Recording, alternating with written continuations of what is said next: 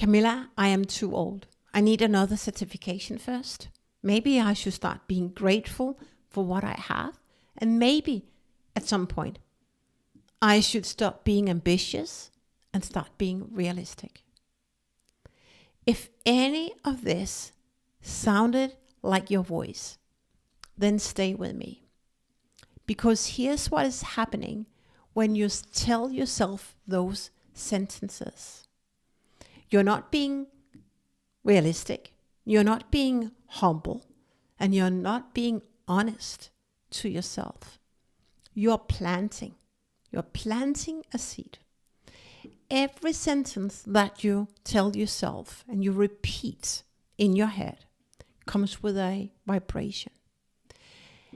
And that sentence is a seed that you're planting in your subconscious, in the soul. And your subconscious doesn't argue what you tell yourself. It doesn't fact check. It simply grows what you plant. And that is why the woman who knows what to do still does not do it. It's not about discipline. It's not about a skill gap. And it's certainly not a confidence problem. It is that you have a self-talk problem. And that is a precise equation that explains it. I call it the gardener problem. Your words and your garden is your subconscious. And I sing in the shower and to my daughter, your words and your garden, because the words that you choose and you use will manifest.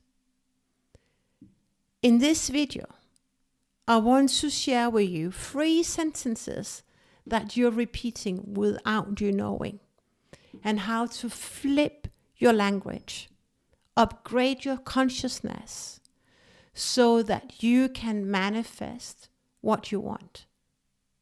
Manifest, see it as from the lens of what you want in your life.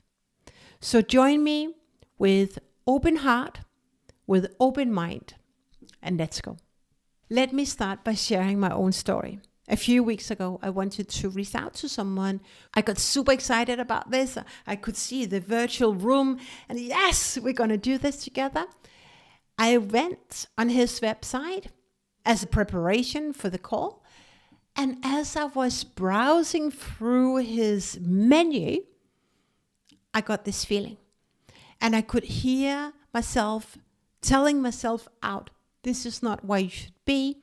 You are not a match for what he delivers. Look at the speakers list. This is not an environment for you. I could feel it in my body. My heart was closing, contracting. And I just was telling myself out of reaching out to this amazing soul. And I called myself, why do I feel like this? I had to work through my fears, my subconscious, and I had to calm my nervous system and say, I am safe. I have something that he's looking to offer his customers. Had I not taken the time to feel my feelings, be curious about what I believe to be true, I would never have opened the door. Now, let me give you another example. A client of mine reached out and she said, I'm stuck in landing my next dream job. I am too old. I think I need another skill set. I don't know what to do. I hit the wall, Camilla. What she had been doing was planting seeds in her subconscious with her words that she's not good enough. That is no job for her out there. That is how dangerous it is if we do not use the right words. You do not get what you want. You get who you are.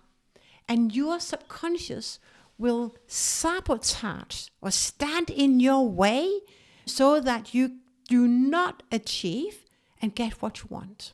So what I want you to do this week is to be curious about the words that you tell yourself. What people do you surround yourself with?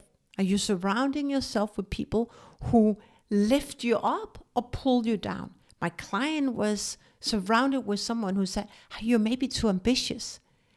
In my perspective, through my lens, is pulling people down, pushing people down, not lifting people up. So be super curious about what you believe to be true, because that will manifest. It's not about being abstract. It's really very mechanical. If you change your input, you change your results. And you change your blueprints that is so far run your life. So you don't have a discipline problem. You don't have a skill gap. You have a self-talk problem. So catch the sentences that keep you from achieving what you really want.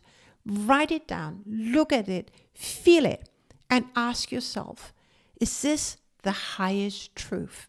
If it's not the highest truth, and very few beliefs that you tell yourself are the truth, then flip it and tell yourself a better narrative.